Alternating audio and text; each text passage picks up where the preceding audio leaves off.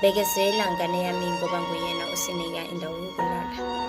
Bekezela ngane yami ngoba nguyena osinika okuya ngasethunjini.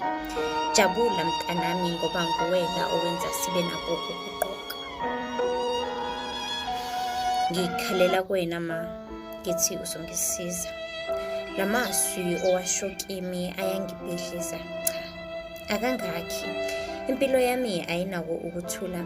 Impilo yami ayinayo injabulo.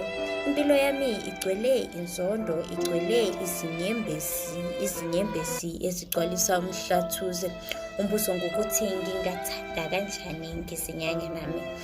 Impendulo ukuthi ngiyamzonda ungithandayo ngoba angikwazi ukuthanda.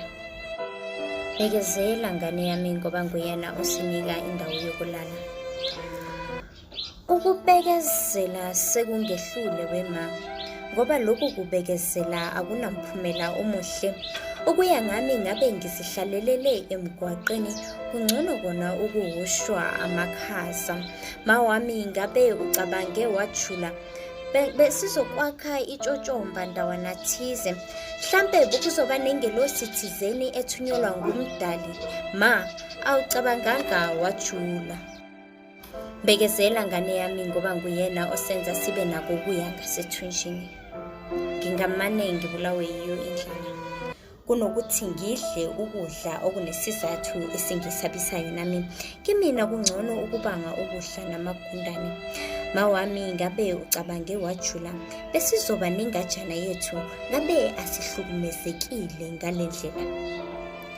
Jabula mntanami ngoba nguwena owenze sibe nakho ukuqoqa.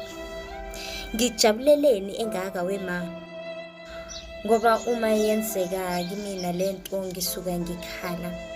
Ma wami ngabe ucabange wajula bengizoba nokuthula phakathi kwenhliziyo yami ngoba bengiyobe ngiyamukele inhlupheko. Bengizojabula nanoma ngizigqokele isaka. Ma, awucabanganga wajula. Kuthiwa imali yenza konke emhlabeni kube lula, kodwa mina ngithi ayilakhi ikhaya elifudumele, ayilethi uthando futhi ayiyakhi injabulo. Ma wami ngabe ucabange wajula, ngabe awunayo le mivimbi onayo namuhla, ngabe angikhali kangaka futhi ngabe angikusoli.